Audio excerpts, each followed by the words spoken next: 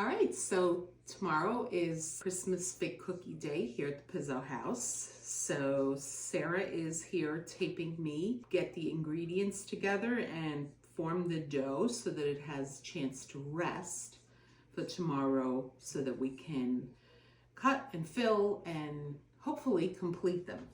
We'll see. So I already have pre-measured. This is a 5-pound recipe. 2.5 pounds of flour. This trip around I'm using pastry flour from Wegmans. I've used all-purpose flour. I think they'll probably turn out great. Consistency of this doesn't really look any different than all-purpose to me. So onto the counter it goes. And then this is what my mother always used, the Wonder flour. Honestly, I think last year I used in place of this the 00. I didn't find much difference. So I feel like if it's not broke, why don't fix it. Right? And then I have the sugar. How much sugar are you using? 1.5 pounds of sugar.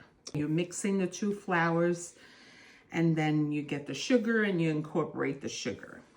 It makes a lot of cookies, and it'll be like, where are they? Because they go, and they're like potato chips. You can't eat just one. The next ingredient that I like to work in, and you'll see what I mean by work in, is this mountain of Crisco. These are 5 sticks, which is 2 pounds. It's over 2 pounds. The recipe calls for 2.25. I have found with this product, less is more. I've done it following the recipe to the letter, and I find that it's way too greasy. So this seems to be, and I buy the sticks for this purpose so that it just makes measuring a whole lot easier. So 5 sticks is definitely the way to go. But if in the future they don't have these anymore and you have to measure, you can always use a good old scale and measure at least 2.1 pounds. And so then you just get in there and you start to work this in. So keeping in mind that it should be like you're working pastry pie crust. You want to get all of these Crisco bits down to like pea size or even smaller than pea size. You want them worked into the fabric of the dough so that there's no big lumps of Crisco hanging out anywhere. They've got to be incorporated. There are no eggs in this recipe. And you'll see the list of ingredients is not very lengthy. It's basically the 2 kinds of flour, sugar, vanilla, Scotch whiskey. I don't know what its action is in this. Oh, I'm forgetting the baking powder. Okay, I've had forgotten to measure out the baking powder. So Sarah just put in the 2 heaping tablespoons of baking powder. These don't rise an awful lot, but they do puff up some. So we'll get all of that worked in. Okay, so you see here now the flour has taken on a very kind of almost like a damp sand kind of texture. Now, even though there still are some little bits of Crisco, they're not big enough to warrant breaking it down even further. But this is the action, to just kind of put it between your hands and you just break them down and get them as best incorporated into the dough as possible. Okay, so now I'm just going to make my well again because I'm going to be putting liquid in here. Next is the 6 ounces of whiskey going in, and 2 tablespoons of vanilla. This is homemade vanilla. Yep. And then at this point, the goal here is to start to just incorporate this liquid into the, you know, it's not going to be mixed really well, but you don't want it to be, you're still going to have like a wet sand kind of look, because obviously it's not enough liquid to get any kind of dough. But you want, again, using that same action as before that you used to incorporate the Crisco, you're going to go back and try to get that liquid incorporated.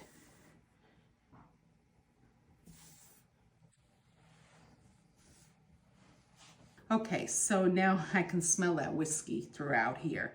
And you can see it's just still a little wetter looking than before, but still very sandy-like. It will begin to clump together if you squeeze it, but not enough to create a cohesive dough ball, which is what we're looking to do next. Now, there are a lot of different renditions of this recipe. People make them all over Italy. So my way isn't necessarily the way that's right or wrong. It's just the way that my mother did them.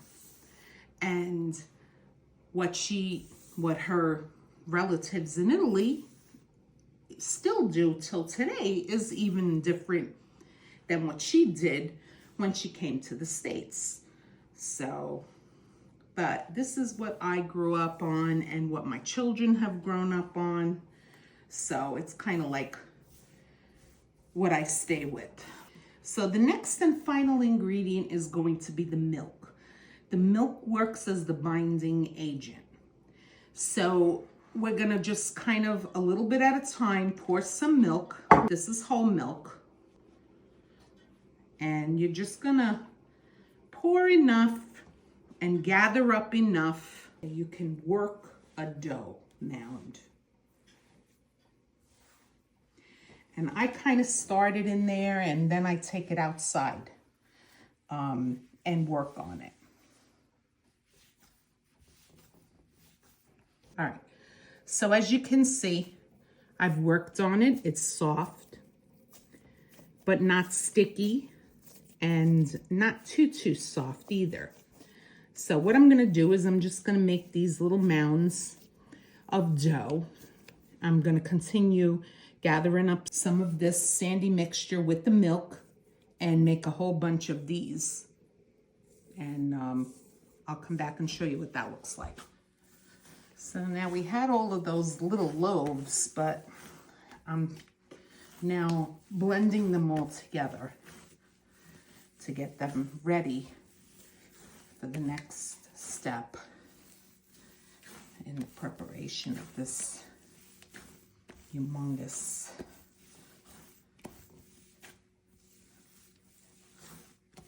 glob of goodness. Really, the flavor is not so much, this dough is very tender and they keep a long time, these cookies. I can remember when I was a kid, if you see this pot here, my mother we used to put them away in her closets upstairs, filled up pots like this with lids and also big plastic containers. And I swear they would still come out in February if they lasted that long. Okay. So now the next step is a little unconventional because I must admit, when I first moved to Pennsylvania, I didn't have a KitchenAid, but I was here on my own. My mother was in Florida and I wanted to make the cookies. So I found ways to, you know, improvise. And honestly, I still like my method. I have a KitchenAid now. My mother would get the dough and process it through the KitchenAid grinder, just like she did the figs. I don't see the benefit in that, honestly. I take it bit by bit and give it several rounds, and you'll see the difference. You can still see it still kind of looks a little rough, the dough, although it's soft. When it's gone through the food processor, it comes out really nice and smooth. And that's when we're going to put it to bed. Now, the way I just mounded all of this, before I start rolling cookies out tomorrow, I'm going to get all of those dough mounds and do this again. Because what will happen is overnight, that Crisco that's in this will tend to pool at the bottom of the pot. And you want to make sure that that's incorporated in your dough before you start any cookie making. So this will have to be done not through the food processor, but this mound and redistribution of smaller loaves will have to be done again, you know, before you start making any cookies. So I don't overload the machine. It's not a big food processor, but I want to give it the space to just spin it around, and you'll see how long I actually keep that in there. So it's going to be loud.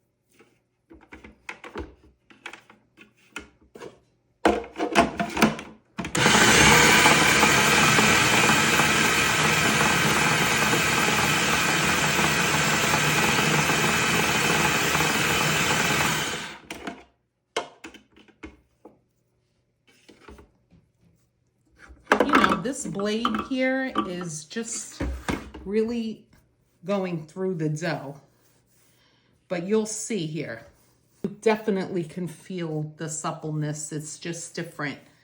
So I try to keep them all about this size, and then they'll just get stacked up in the pot until we go through this home mound, and then we'll bring you back to show you what they will look like and how they're gonna go to bed tonight. So I've just piled up all of the dough, and you know, it's all been done through the processor, and I'm just gonna cover it up and say goodnight, and I'll see you tomorrow. Okay, so now we're up to the point where we have to grind the figs and the dates and all of the things that go into the filling mixture. The nuts, almonds, dates, figs, some tangerine rind, and I even do the raisins too, because I don't like cutting into these cookies and finding a whole, you know, a whole raisin. I don't like that. Same with the candied fruit. I remember as a kid, my mother chopped this up by hand. I don't go that route. I grind it up, and the flavor is in there, and you know, it remains. So I'm just gonna show you, I do a little bit of each. You know, I kind of just put my figs in and together with all the nuts. And you'll see the mixture starts to come out. And you just have to keep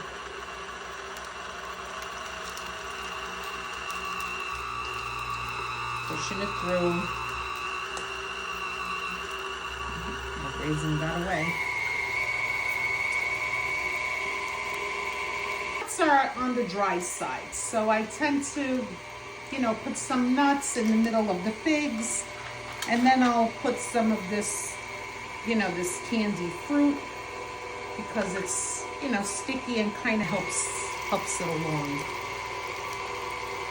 And see, we're done with the grinding part of this. There's still quite a few ingredients that still need to be added, but before I go any further, I'm just going to clean up my KitchenAid grinding attachment. I'm just gonna soak it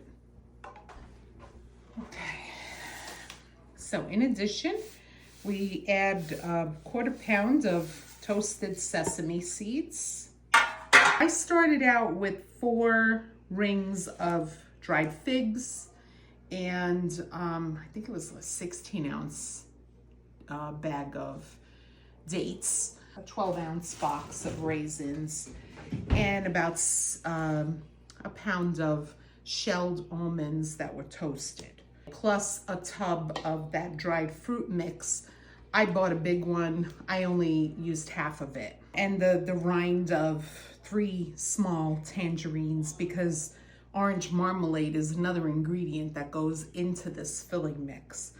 Now here I have cinnamon, and this is not measured or weighed. It's pretty much like what I like. My mom was always heavy-handed with the nutmeg. You could always taste that in her cookies, but she liked that flavor. So whatever you like is what shines the most in these cookies. You know, you can always alter the fig mixture to what you like best. So this is cocoa powder. I'm gonna put a couple of heaping, maybe 3 heaping tablespoons of cocoa powder. Got the cinnamon already. A big jar of sweet orange marmalade. I'm not going to use this whole thing, maybe half. I can remember my mom always, you know, buying the specific size, but they didn't have a smaller one. This is an 18-ounce jar, and I'm using about half. Okay.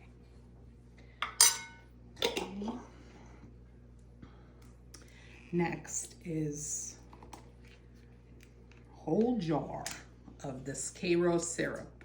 Yes, this is the reason why we only make these cookies at Christmas time. Now it comes to the point where we have to mix it, and we do that by using black espresso coffee as the binding agent. Now, we're not adding any other sweetener. Obviously, the fruit is sweet, the jam, the Karo, there's a lot of sweet going on in here.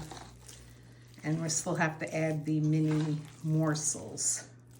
This is gonna get hard to manipulate, so I'm gonna have to get in here with my hands. This is already proving to be a pretty good consistency. We're gonna start out with 1 bag of mini morsels.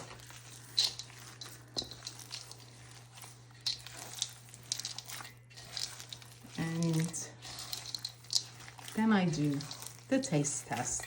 And if I feel like the taste is there, I stop. I'll put this in a sealed plastic container. And if I feel like it's a little dry, tomorrow I may do this again and add some more coffee. Okay, let's see here.